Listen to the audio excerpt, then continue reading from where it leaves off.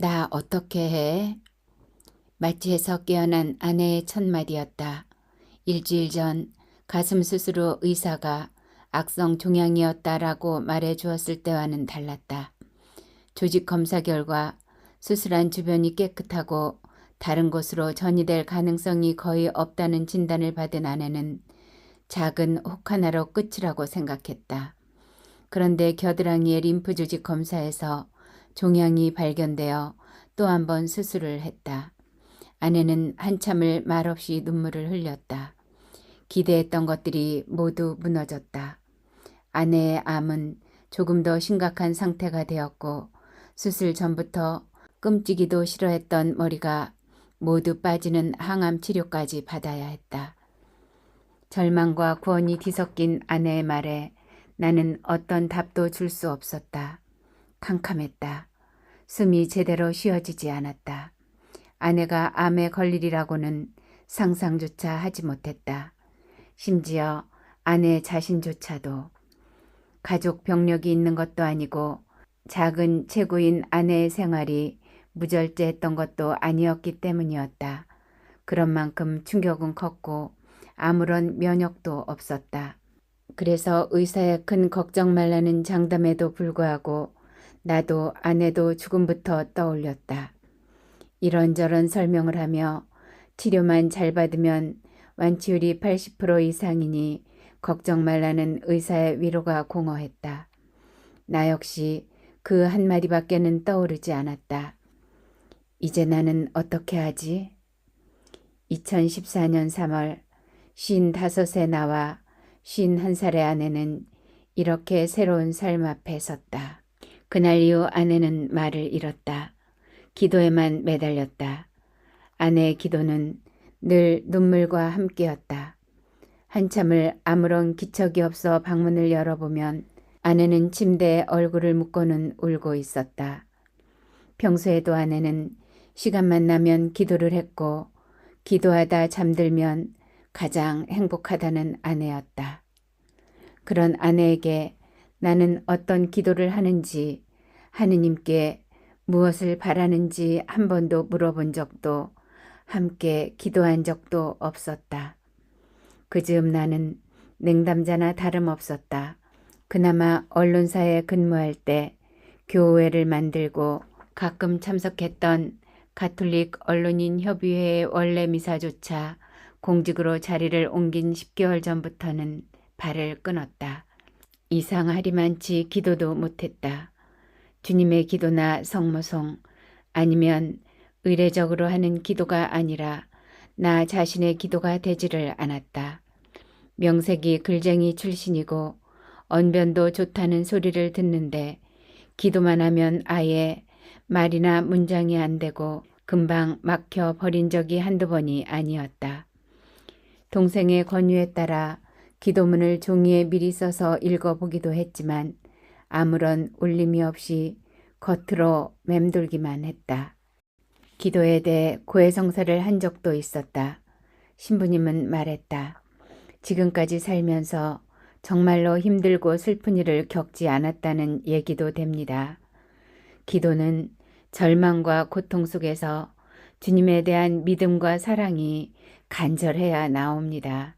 라고 그것이 이렇게 빨리 찾아올 줄은 몰랐다. 아픈 아내와 함께 성당을 찾았다. 기도보다는 주님께 따지고 싶었다. 주님, 저한테 왜 이러십니까? 아내는 평생 주님을 의지하고 따른 것밖에 없는데 기껏 주시는 것이 이겁니까? 그러나 성당에 들어서는 순간 십자가에 매달리신 예수님을 보는 순간 무너졌다. 눈물부터 쏟아졌다. 아무런 말도 생각도 할 수 없었다.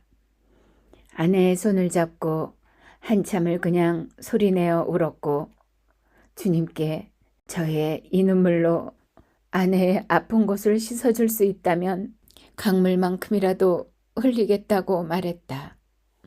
그제야 나는 깨달았다. 기도가 눈물임을. 그 눈물로 주님이 내 가슴 속으로 들어왔다. 나의 기도가 이렇게 시작됐다. 이것이 주님의 뜻입니까? 아침마다 꿈이었으면 좋겠다고, 이 모든 게 거짓이라는 기적이 일어나기를 바랐다. 헛된 희망이었다. 아들의 군제대 날짜에 맞춰 아내는 3주 간격으로 6차례 항암 주사를 맞아야 했고, 그 긴 터널을 지나면서 나와 아내는 서로 다른 고통으로 신음했다. 몸이 약한 아내는 독한 주사를 견뎌내지 못해 버둥거렸고 휘청거렸다. 거동조차 불편한 시골에 계신 팔순 노모와 장모의 도움을 받을 수 없는 난 모든 뒷감당을 해야 했다. 이번 때는 밤새 병실에서 지내고 아침에 다시 출근하고 퇴원 후 부랴부랴 퇴근해 장을 봐서 아내를 위해 전혀 다른 음식들을 준비하고 집안 정리를 하면 자정이 가까워지는 날들이 계속됐다. 나는 아내의 변덕에 지쳐갔고 그렇게 효자 노릇할 것 같았던 아들은 짓눌린 집안 공기에 일주일을 못 버티고 자기 방에 틀어박혔다. 아내와 산책조차 같이 하지 않으려는 아들이 야속하고 괘씸해 나는 소리를 질렀다. 그러던 어느 날 아내는 장모에게 나는 어머니에게 고통을 하소연하는 장면을 물끄러미 바라보는 아들의 눈을 보고 깨달았다. 나도 아내도 이렇게 힘들 때 하소연이라도 할 수 있는 엄마가 있는데 아들은 엄마가 아프니 누구에게 하소연할까? 3차 항암 주사로 머리가 모두 빠진 날 아내는 모자를 눌러 쓴 채 울었다. 가발까지 미리 준비했지만 쓰지 않고 나를 보자 고개를 돌려버렸다. 항암 주사를 맞으면서 맞고 나서 아내는 묵주를 손에서 놓지 않았고 기도하는 시간을 빼고는 휴대폰으로 성가와 신부님의 강론을 줄곧 들었다. 그래야 마음이 편하고 잠을 조금이라도 잘 수 있다고 했다. 아내는 죽는 것은 억울하지 않으니 아프지 않게 주님이 데려가 달라고 기도했다. 건강을 되찾기보다는 생을 포기하는 쪽으로만 자꾸 생각했다. 늦은 나이에도 밤낮으로 악착같이 매달려 암을 키운 초고까지 완성한 박사 논문을 던져버렸고 대학의 연구원 자리도 내놓았고 장롱 속에 옷들을 버렸고 친구들의 병문안도 거절했다. 그런 아내를 위해 내가 해줄 수 있는 것은 없었다. 아내의 고통을 대신할 수 없었고 아내의 고통을 보며 나는 그로 인해 닥칠 나의 현실적 고통에 신음했었다. 그 아픔은 결코 하나가 아니었다. 누구도 타인의 아픔에 공감할 수는 있지만 그것을 대신할 수는 없다.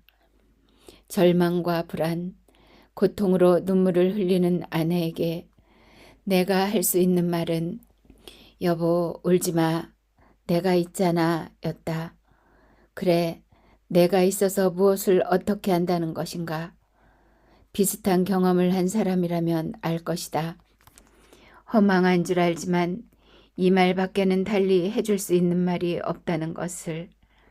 김훈의 소설 화장의 주인공인 오상무처럼 나 역시 한편으로는 아내의 고통을 나누지 못하는 무력감과 죄책감, 다른 한편에는 아내로 인해 받고 있는 고통에서 벗어나고 싶은 마음 사이를 오갔다. 그런 나 자신이 부끄러웠다. 그때 신부님의 말씀이 생각났다. 정말 아무것도 할 수 없다는 생각이 들 때 기도하라. 그 기도가 어디를 향하든 상관없다고. 어쩌면 그것만이 나와 아내가 할 수 있는 유일한 길인지도 몰랐다. 마음이 지쳐서 기도할 수 없고 눈물이 빗물처럼 흘러내릴 때 주님은 우리 연약함을 아시고 사랑으로 인도하시네. 누군가 널 위하여 누군가 기도하네. 내가 홀로 외로워서 마음이 무너질 때 누군가 널 위해 기도하네. 라는 복음성가 538장을 노래했다. 물론 나의 기도가 언제 어디서 아내의 기도와 만날지는 주님만이 아시겠지만 모든 것에는 때가 있는 모양이었다. 그때를 미리 알고 있는 사람은 주님이란 것을 깨달았다. 10년 전에도 그랬다. 2006년은 나에게 너무나 고통스러웠던 시간이었다. 무라카이 하루키가 상실의 시대에서 말한 것처럼 가치관이 뒤집히고 또 뒤집혔고 진짜와 가짜가 똑같이 소리 높여 외치고 있었고 깨끗함이 더러움이 되고 더러움이 깨끗함이 되었다. 아침에 사랑합니다라고 말한 후배가 저녁에 몰래 다가와 등에 칼을 꽂는 배신의 아픔과 억울함으로 가슴이 터질 것만 같았다. 아우성도 쳐보고 몸부림도 쳐보았지만 그놈의 분노와 고통과 억울함은 좀처럼 떨어질 줄 몰랐다. 누군가에게 하소연하고 싶었지만 세상 어디에도 나의 말을 온전히 들어줄 사람은 없었다. 심지어 아내조차도.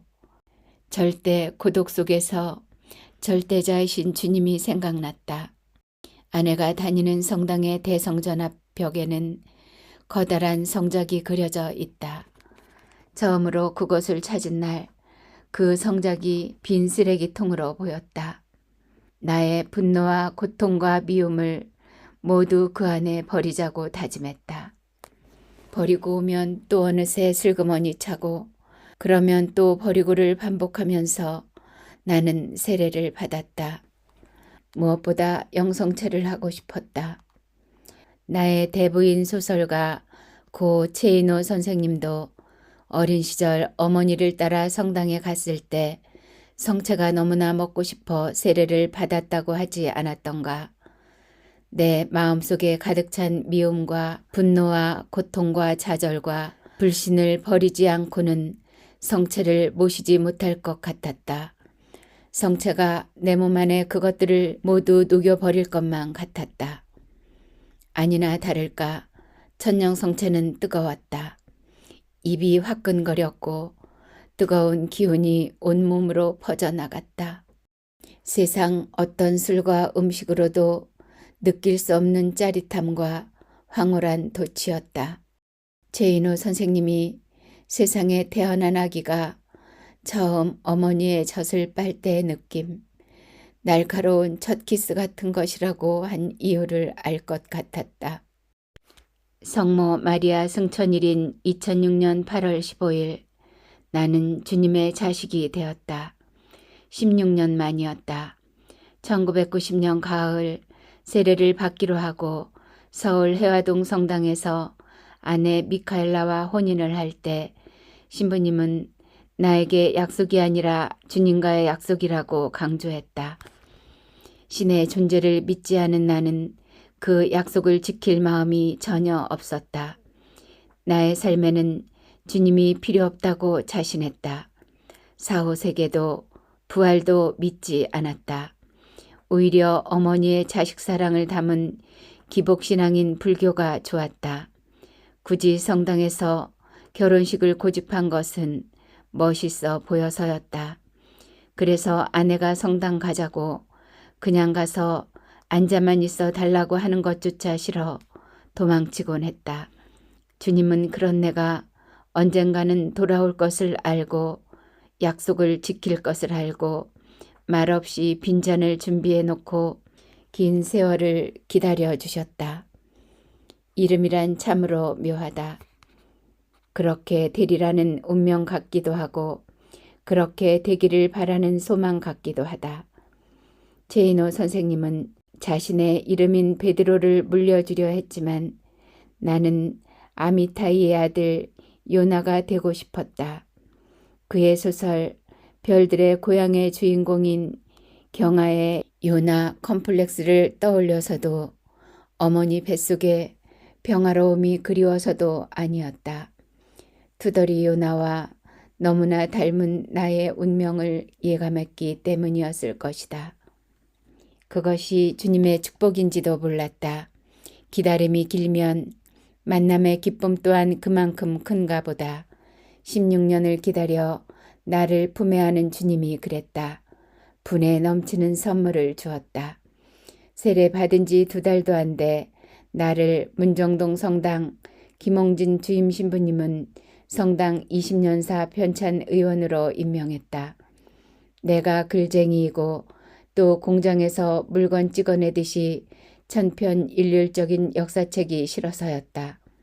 글쓰기의 업을 가진 자의 또 다른 글쓰기, 생각만 해도 끔찍했다. 성당에 대해 아는 것도 없었다.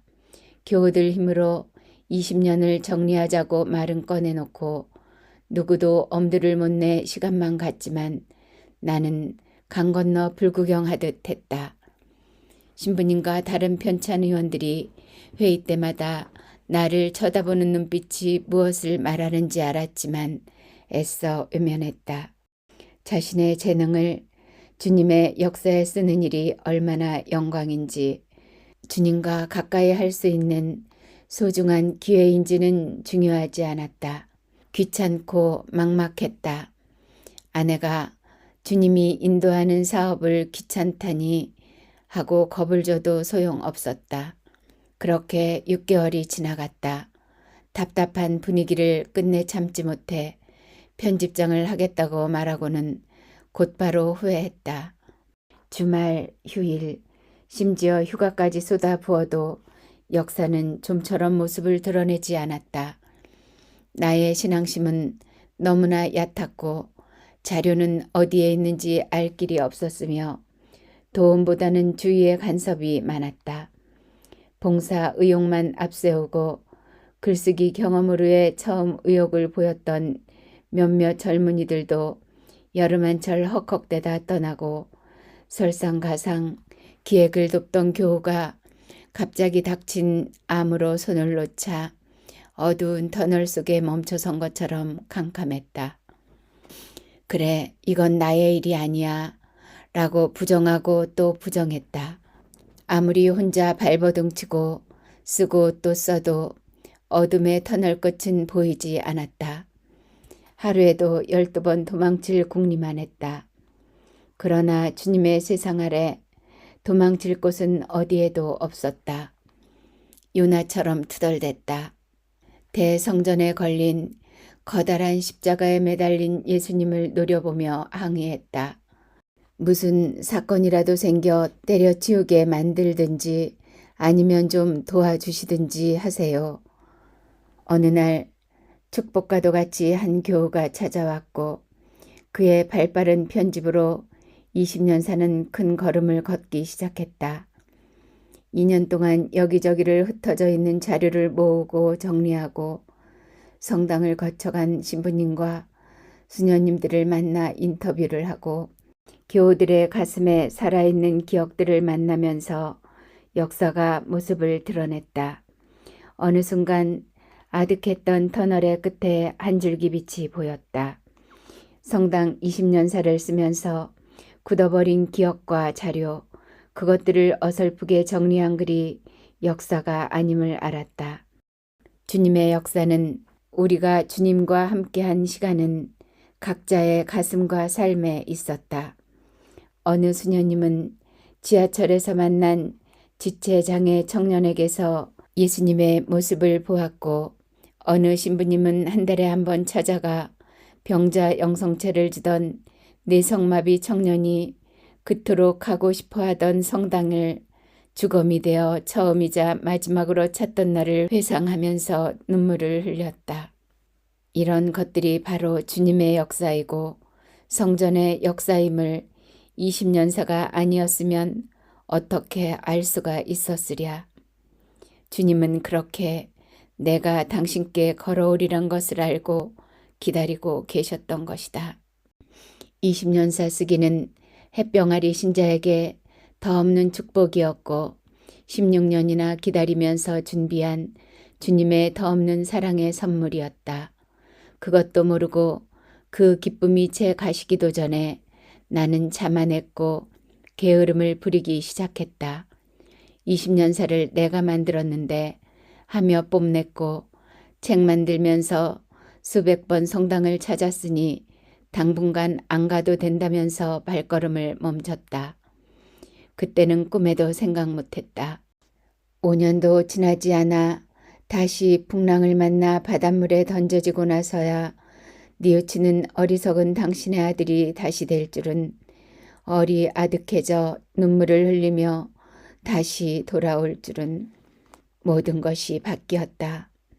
항암 주사에 이은 방사선 치료로 아내의 병도 끝나고 건강한 몸으로 돌아올 줄로 알았다. 아내도 그렇게 믿었다. 그래서 안간 힘으로 28번의 방사선 치료를 견뎌냈다. 끝났다는 홀가분함에 아내와 나는 베트남으로 여행까지 갔다 왔다. 그런데 아니었다. 방사선 치료는 남아있는 아내의 한 줄기 힘마저 앗아갔다. 방사선이 혹시 남아있을지 모르는 암세포를 죽이는 동안 아내의 생명도 죽어갔다.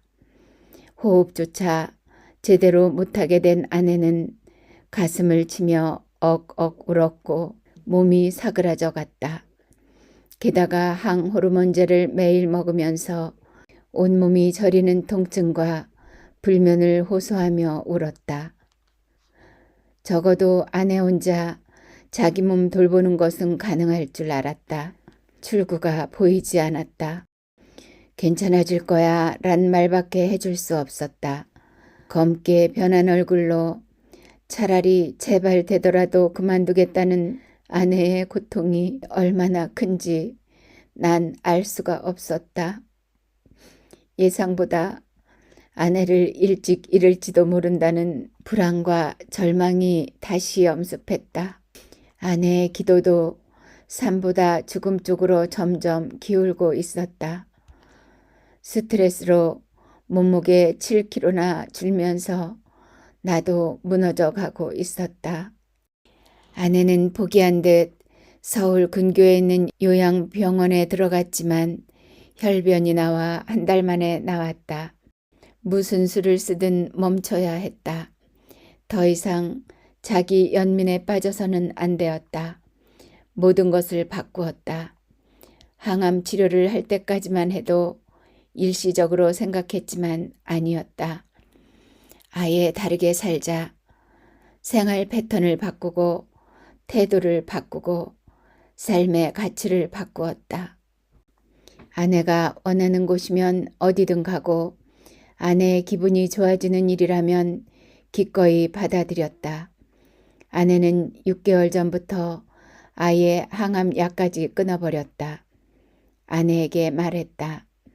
주님께 난 살아야 한다고, 그럴 이유가 있다고, 내가 아프면 남편과 아들이 아프고, 내가 죽으면 남편이 죽고, 남편까지 죽으면 내 아들도 죽는다. 이게 주님이 원하는 것이냐? 그것이 아니라면 우리 가족이 살아야 한다고 기도해라. 나도 그렇게 할 테니. 마침내 아내와 나의 기도는 하나가 되었다. 아내도 주님이 이런 병을 주신 데에는 반드시 뜻이 있을 것이라면서 면역력 회복을 위해 열흘씩 암환자 면역력 회복 프로그램을 운영하는 청주의 성모꽃마을을 찾았다. 처음 그곳에 데려다 주고 오는 날 나는 마치 아내를 버리고 오는 것 같은 죄책감에 가슴이 아파 한참을 차 안에 그냥 앉아 있었다. 나의 이런 불안을 날려버리기라도 하듯이 아내는 생기를 되찾기 시작했다. 이따금 그곳을 찾아 나는 아내와 함께 기도하고 그곳에 머물고 있는 사람들에게 엄청난 외주의 힘을 들려줘 박수를 받곤 한다. 이렇게 처음 서로 아득한 거리에 있던 아내의 아픔이 내 아픔이 되었고 내 아내의 삶이 내 삶이 되었다. 함께 나누고 기도하는 이제는 그 아픔이 두렵거나 힘들지 않다. 이렇게 신앙의 일치, 성가정의 일치야말로 아내의 병을 통해 주님이 주려고 한 선물이 아닐까. 아내는 아직도 아프다. 매일 게리마님 의자에 앉아 엉덩이를 째고 조교기에 발을 담가 체온을 높이고 있다. 배에 자그마한 병변도 있다. 그러나 나와 아내는 불안감과 두려움에 더 이상 영혼을 잠식당하지 않는다. 하늘에 계신 아버지, 제 아내 미카엘라를 지키시고 회복시켜 주시는 당신의 권능과 은총에 의탁하나이다 라고 매일 기도한다. 그러면 신기하리만치 편안하다. 아내 역시 나의 이 기도 덕분에 몸이 한결 좋아진다고 말한다. 이제는 나도 기도할 줄 안다. 기도의 힘을 믿는다. 작은 소망이 하나 있다. 성탄절 전야미사에 참여하고 집으로 돌아오던 날 아내는 요즘처럼 행복한 때가 없다고 말했다. 당신과 결혼하기를 정말 잘했다고. 아내와 반평생 살면서 명색이 경상도 남자가 아내를 위해 집안 청소, 빨래, 심지어 밥과 설거지까지 도맡아 하고 있지만 빈말이라도 이전에는 이런 말을 들어본 적이 없었다. 게다가 지금의 내 나이가 대부분 그렇듯 위태위태한 직장 생활로 언제 경제적 어려움이 닥칠지 모르는데도 아내는 불안해하지 않는다. 내가 좋아하는 요한복음의 한 구절, 바람은 불고 싶은 대로 분다. 너는 그 소리를 들어도 어디에서와 어디로 가는지 모른다를 인용하면서 자신의 병이 그렇듯 거기에는 분명 주님의 뜻이 담겨 있을 것이라고 용기를 준다. 과거에는 그런 아내를 비웃었지만 지금은 아니다. 소중하다. 작은 소망이 있다. 고향인 경북 예천 읍내에 작은 동산에 나무로 지은 작은 성당이 있었다. 어릴 적부터 가보고 싶었지만 끝내 가보지 못했던 곳. 지금은 화재로 사라지고 그 자리에 여전히 소박하고 자그마한 새 성당이 지어졌다. 2, 3년 후에는 고향으로 돌아가 아내 손잡고 주일마다 그곳을 찾고 싶다. 그리고 다른 지역보다 유난히 많은 다문화 가정의 아이들에게 우리의 문화를 알려주고 신앙의 신비를 느끼게 해주는 봉사도 하고 싶다. 그때가 언제일지 역시 주님만이 아실 것이다. 나는 그날을 위해 하루빨리 아내가 건강한 몸으로 돌아오기를 기도하고 또 기도한다. 주님, 제 아내 미카엘라의 몸의 아픈 부위가 당신이 창조하신 그 기능대로 작동하도록 새롭게 만들어 주소서. 그리하여 미카엘라의 삶이 당신의 거룩한 이름에 영광과 기쁨이 되게 하소서. 아멘.